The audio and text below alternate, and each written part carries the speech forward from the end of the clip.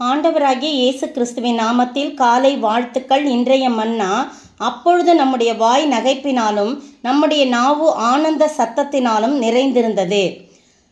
சங்கீதம் 126 வசனம் 2 முன்பகுதி. எப்பொழுது அப்படின்னு சொல்லும்போது முதல் வசனம் பாருங்க. சீயோனின் சிறையிருப்பை கர்த்தர் திருப்பும் போது சொப்பனம் காண்கிறவர்கள் போல் இருந்தோம் அப்படின்னு சொல்லப்பட்டிருக்குது. இதனுடைய தலைப்பு கர்த்தர் நமக்கு பெரிய காரியங்களை செய்கிறார் என்று சொல்லி நம்ம வைக்கலாம்.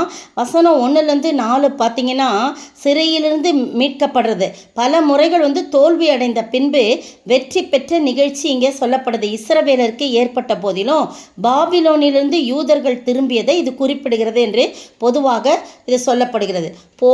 எந்த போரும் இல்லாமல், குழப்பம் இல்லாமல், பண செலவு இல்லாமல், திடீரென சிறையிருப்பிலிருந்து கோரேஸ் அரசரால் இலவசமாக இவங்க விடுதலை அறிவிக்கப்பட்டதால் இது கனவா நனவா என்று அச்சப்படும் அளவுக்கு, ஆச்சரியப்படுற அளவுக்கு மக்களின் மனநிலை இருந்தது. அதனால தான் அவங்க சொல்கிறாங்க, அது அடுத்த பகுதி பாருங்க, கர்த்தர் இவர்களுக்கு பெரிய காரியங்களை செய்தார் என்று புறஜாதி மக்கள் கர்த்தரை குறித்து அறிந்து கொள்ளும் அளவுக்கு எதிர்பாராத பெரிய காரியம் நடந்தது. புறஜாதி மக்கள் கூறிய பிறகுதான் விடுதலை பெற்றவர்கள் கூறியதை கவனிச்சு பாருங்க. 4ஆம் வசனம் அடுத்தது பாருங்க. கர்த்தாவே, தெற்கத்தி வெள்ளங்களை திருப்போது போல எங்கள் சிறையிருப்பை திருப்பும். திருப்பிட்டாங்க, ஏற்கனவே திருப்பியாச்சு. அந்த 4ஆம் வசனம் பாருங்கள், முரண்பாடாக இருக்கிறது போல் இருக்குது. ஆனால் பாருங்கள், அதில் என்ன போட்டிருக்குன்னா, என்ன சொல்லும்போது இந்த விடுதலை ஒரு வியக்கத்தக்க விடுதலையாக இருக்கான். தெற்கு புறமான, அதாவது தெற்கத்தி வெள்ளங்கள் சொல்லும்போது தெற்கு புறமான நெகேவ் பாலைவனத்தில் மழை பெய்ததால் மிக வேகமாக தண்ணீர் ஓடுவது போன்று இருக்குமா. இன்னும் நாடு திரும்பாத அநேக மக்கள் சீக்கிரம் தங்கள் நாட்டுக்கு திரும்ப வேண்டும் என்ற ஜபந்தான். ஏற்கனவே எல்லாரும் திரும்பிட்டாங்க. ஆனால் சில ஜனங்கள் இன்னும் என்ன பண்ணல, தங்கள் நாட்டுக்கு திரும்ப வேண்டும் என்பதற்காக தான் இந்த ஜபம். மற்றபடி இதுக்கு முரண்பாடு கிடையாது. ஏற்கனவே சிறையிருப்பிலிருந்து அவங்க தப்பி வந்துட்டாங்க. சில பேர் தெற்கத்தி வெள்ளங்களை திருப்புவது போல தெற்கு புறமான நெகேல் பாலைவனத்தில் மழை பெய்ததால் மிக வேகமாக தண்ணீர் ஓடுவது போன்று இன்னும் நாடு திரும்பாத அநேக மக்கள் சீக்கிரமாய் தங்கள் நாட்டுக்கு திரும்ப வேண்டும் என்ற ஜபந்தான் இந்த 4ஆவது வசனம். அப்புறம் பார்த்தீங்கன்னா, கண்ணீரோடு விதைக்கிறவர்கள் கம்பீரத்தோடு அறுப்பார்கள். அள்ளித்தூவும் விதையை சுமக்கிறவன் அழுது கொண்டு போகிறான், ஆனாலும் தான் அறுத்த அரிகளை சுமந்து கொண்டு கம்பீரத்தோடே திரும்பி வருவான் என்று சொல்லி போடப்பட்டிருக்கு. அருமையான வேளையில் ஒரு சிறையிருப்பிலிருந்து நாம் திரும்பும்போது எத்தனை மகிழ்ச்சி இருக்கும். அது சொப்பனம் காண்பது போல இருக்குதான். அதை பார்த்தீங்கன்னா, அந்த வசனத்தில் சங்கீதம் 85 பாருங்கள். சங்கீதம் 85:1 வாசிக்கிறேன். அதில் என்ன போடப்பட்டிருக்குன்னா, கர்த்தாவே, உமது தேசத்தின் மேல் பிரியம் வைத்து யாக்கோபின் சிறையிருப்பை திருப்பினீர் முடிஞ்சிருச்சு, திருப்பினீர் அப்படின்னு சொல்லி போடப்பட்டிருக்கு. சங்கீதம் 85:1. எரேமியா 29:4 பார்த்தீங்கன்னா, அதுலேயும் போட்டிருக்குது, இஸ்ரவேலின் தேவனாகிய சேனைகளின் கர்த்தர் தாம் எருசலேமிலிருந்து பாபிலோனுக்கு சிறைப்பட்டு போக பண்ணின அனைவருக்கும் அறிவிக்கிறது என்னவென்றால் அப்படின்னு சொல்லி சிறைப்பட்டு போனவங்கலாம் என்ன ஆகுறாங்க, அங்கே விடுதலை ஆகிறாங்க. அதுதான் சிறைப்பட்டு போனவங்க இங்கே என்ன ஆகுறாங்க, விடுதலை ஆகிறாங்க அப்படின்னு சொல்லி போடப்பட்டிருக்கு. நிறைய முறை தோல்வி தான். ஆனால் இலவசமாக கோரேஸ் அரசரால் என்ன பண்ணுறாங்க, இவங்க விடுதலை ஆகிறாங்க.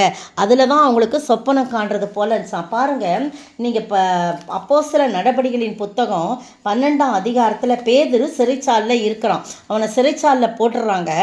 ஆனால் நல்லா அவர் எந்த கவலையும் இல்லாமல், அவர் தானே போட்டார், அவர் வெளியே கொண்டு வருவான்னு சொல்லிட்டு ஜாலியாக படுத்து தூங்குறாரு. அப்போ அந்த அறையில் வெளிச்சம் 12:7 வசனம் பாருங்கள். அந்த அறையில் வெளிச்சம் பிரகாசிக்குது. அவன் பேதுருவை விழாவிலே தட்டி, தூதன் சீக்கிரமாக எழுந்திரு என்று அவனை எழுப்பினான்.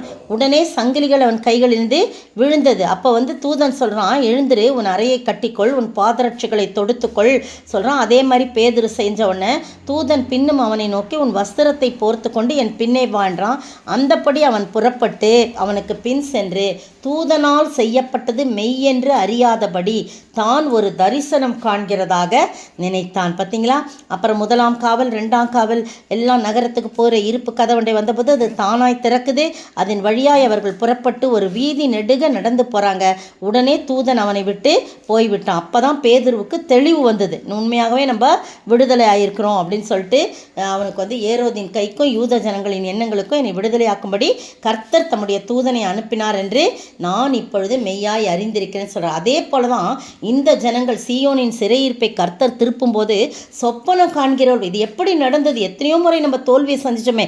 கோரேஸ் ராஜா நம்மளை இலவசமாக எந்த போரும் இல்லாமல் எந்த பிரச்சனையும் இல்லாமல் மீட்டுட்டாரு அப்படின்னு சொல்லிட்டு அதுதான் அந்த சரித்திரம் அந்த மாதிரி சொல்லப்படுதாங்க சொல்லப்படுது. அதனால தான் அவங்களுக்கு கனவா உண்மையான்றது தெரியாமல் சொப்பனம் காண்கிறது போல இருந்தது. அப்புறம் 3ஆம் வசனம், கர்த்தர் நமக்கு பெரிய காரியங்களை செய்தார், ஆதலால் நம்ம எழுந்திருக்க. இப்போ இங்கே மகிழ்ச்சி ஆனந்தம் எப்போ நடக்குது அப்படின் போது ஒரு சிறையிருப்பிலிருந்து விடுதலை ஆகும்போது நடக்கிறது. நீங்களும் நானும் பாவ சிறையிருப்பிலிருந்து கர்த்தர் நம்மை விடுதலையாக்கி இருக்கிறார். அப்போ நம்ம எவ்வளோ மகிழ்ந்து களிக்கிறோம் இல்லையா? மகிழ்ந்து களிக்கிறோமா? ஜெபிப்போம். கண்ணீரோடே விதைப்பவர்கள் கெம்பீரத்தோடே அறுப்பார்கள். அள்ளி தூவும் விதை சுமப்பவன் அழுது கொண்டு சுமந்து செல்கிறான். அறுத்த அரிகள் சுமக்கும் போதோ அவன் பாடிக்கொண்டு திரும்ப வருவான். கண்ணீரோடே விதைப்பவர்கள் சோத்தரிக்கிற ஆண்டவரே, துதிக்கிற ராஜா, கம்பீரத்தோடே அறுப்பார்கள் ஆண்டவரே.